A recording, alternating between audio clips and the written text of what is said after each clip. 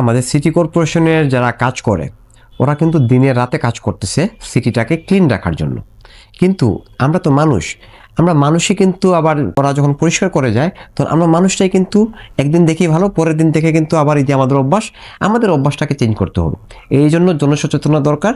একদিনে তো হবে না, কারণ ওরা কিন্তু ট্রাই করতেছে।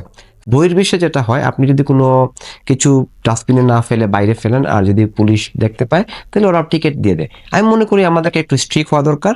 আমরা যদি এখানে টিকিটিং একটা ব্যবস্থা করতে পারি, যে দিয়ে আমরা দেখি আপনি ময়লা ফালাইতেছেন যেখানে ময়লা ফালানো উচিত না, যেরকম আমরা ট্রাফিক টিকিট দিই, সেম এরকম স্যানিটেশন টিকিট যদি আমরা ইস্যু করি, আমি মনে করি আমরা এখান থেকে অনেক কিছু উপকৃত হব। আমাদের সিটিটাও ক্লিন থাকবে, কারণ এখানে একার পক্ষে সম্ভব না।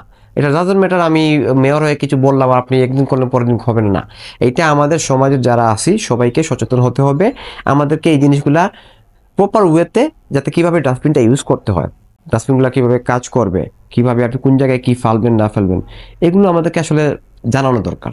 এগুলোর জন্য দরকার হয় যারা আপনার একবার দুইবার করার পরও 3 নম্বর আবার গিয়ে দেখা যায় সেম জায়গাটাই আবার ময়লা হচ্ছে।